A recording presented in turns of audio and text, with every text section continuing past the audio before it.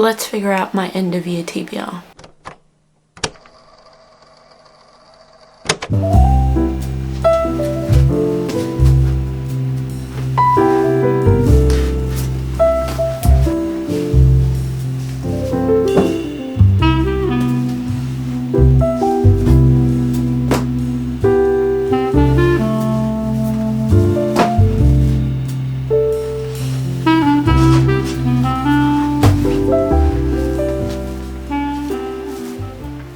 Okay, we are now on the ground because, well, I needed somewhere to put my books, and I have a table, so maybe. So I think I made one TBR video previously, and that didn't go so well, so I just immediately scrapped them.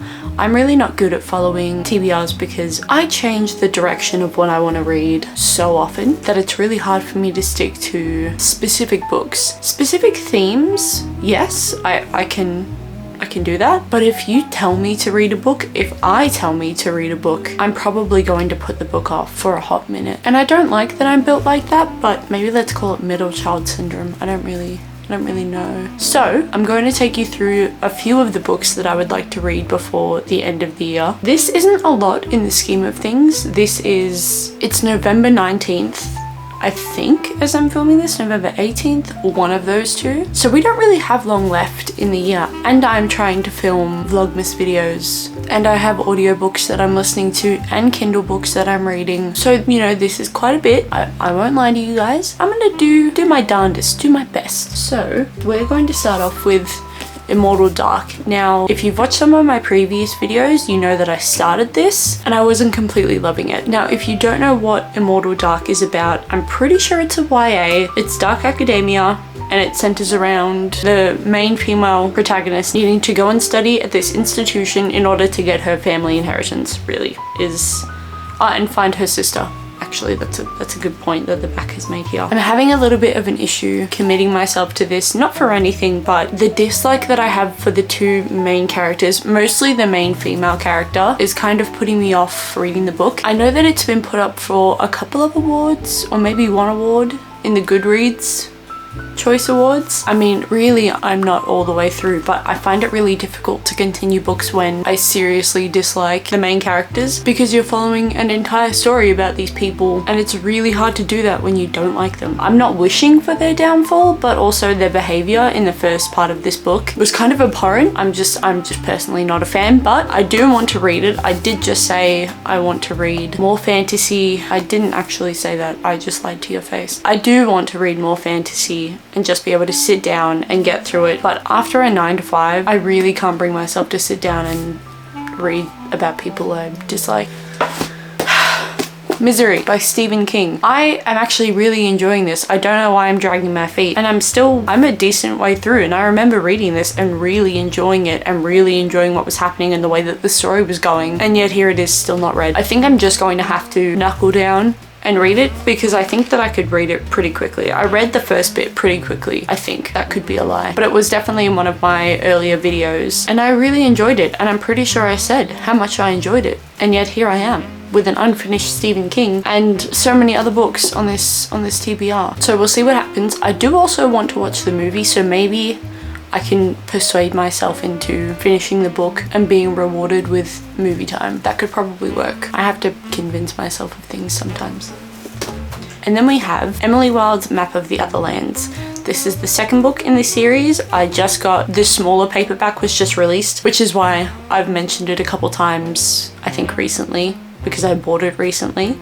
I've had the hardcovers for a while. I love those hardcovers so much. I have actually read some of this book in the hardcover, but the hardcover is really, for this one specifically, incredibly stiff and hurt my fingers so violently. So I put it down and I was just waiting for this to come out. I really liked the first book. Again, this is one of those things where, like with A Curse for True Love, and this isn't even the end of the series, but with A Curse for True Love, I didn't want to finish it because it was the end of the series. And I know that the third book is out because I have an arc of it, and I need to get my shit together and read this because I love this couple. Like, it's not conventional by any means. If you don't like the first book, if you go into it and you don't like it, you're not going to end up liking it, I don't think personally. The writing style is very particular. The relationship is very particular. Peculiar is a great word that I would use to describe this series, but personally it was my cup of tea. It did not yuck my yum, if you will. I really enjoyed the first book in this series and I really want to read this one. I hate myself for... I'm so painful sometimes. Part of Your World by Abby Jimenez. I have never read an Abby Jimenez book, which I have also mentioned previously. I do really want to read this. I'm kind of scared that I'm not going to like it, and I have now 2 Abby Jimenez books, which is really inconvenient. Not really inconvenient, I don't know why I said that. It's just, this is the second time that I've done this now where I've bought books from authors that I've never read before and just continue to buy books from authors that I just haven't read before. It is getting warm, a great time to read summery books and go out in the sunshine and drown myself in sunscreen and hopefully not burn. I will get into this. I will get into this because I really want to. As I've said for all of these books actually, which is why they're on my end of year TBR list, but I am my own worst enemy, I swear to God.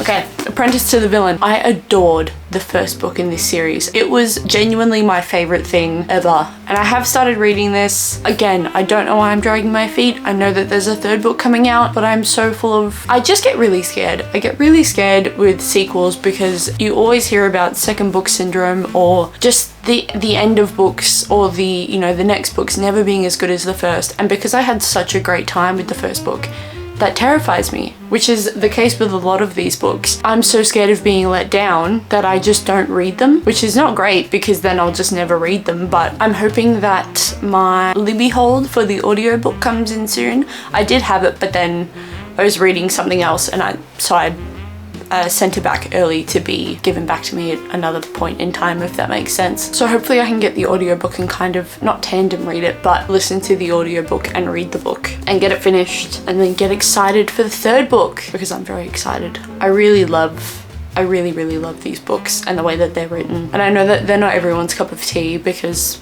that's just how reading is, but I love them so much. So much.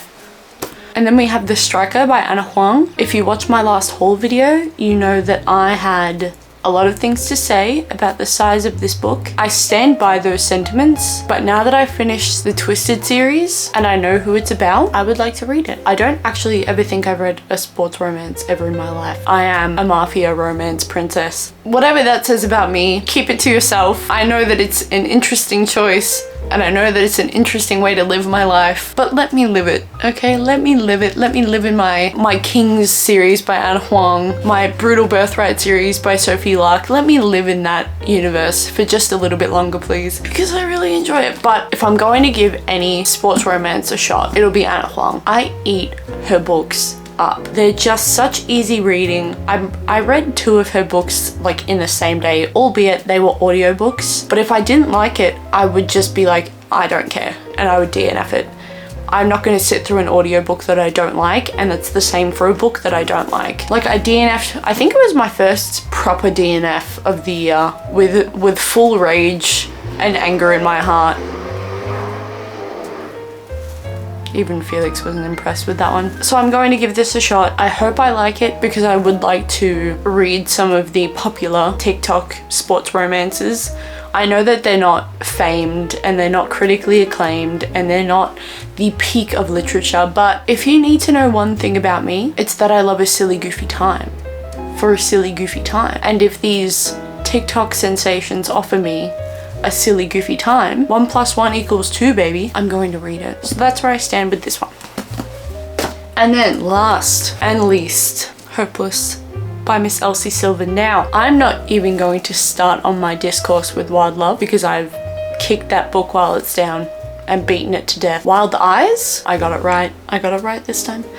Wild Eyes, I feel like that's a 6-star book for me actually. Like 5-star, but 6-star. I am concerned about this book. I just don't think I'm going to have the empathy that Miss Silver wants me to have for this traumatized war man because I do not care. And when I say that I don't care, I mean there is no amount of trauma causing bad behavior that is going to make me feel bad for this man. And I can already see how this is going to try and be put to me based off of the other books and how he behaves in the other books. I do not have the empathy that I probably will need to read this and have a, oh, he's just a wounded guy. He's just a wounded little guy. I don't fucking care. Go to therapy. Seek help. Get some help. I do not have empathy for bad people or for the bad things that people do because of trauma. I don't care. And I already know that that's how this book is going to be pushed. I have read literally the entire series and I am dragging my feet on this last one, and for good reason, in my humble opinion, because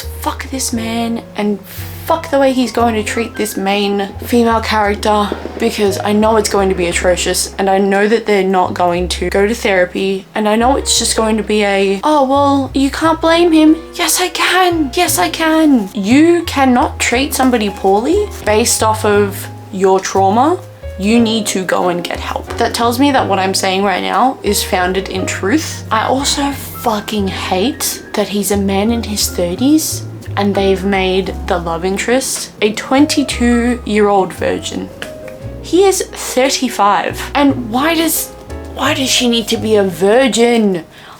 This is one thing that I hate. In terms of trope, do not sit there and tell me that they can only be pure and innocent and tee, I'm just a girl. If you're a virgin, you could literally be a porn star and give off that same energy, and yet they just make them virgins all the time. Why did you have to make her a virgin? That's just weird, bro. Brother, it gives me the ick. I'm going to read it, but it gives me the ick. And if I come back and say that I liked it, you can slander me in the comments. You can absolutely go ham and slander me in the comments, because all I've done is slander this book and I haven't even read it. I think I know what it's going to be about, but I could turn around and love it, which I don't think I will, but I digress. So this is my end of year TBR, along with probably like 50 other of the Ice Planet Barbarian books, and I've recently started Zodiac Academy, so probably another 5 of them. I hope that I only have the best of times with these books. I'm mildly concerned for the aforementioned Hopeless, sorry, I always get them wrong. But I'm going to leave you with that and with my well wishes for the rest of the year. I hope you're having a good day or a good night or a good evening wherever you are in the world, and I'll see you in the next video.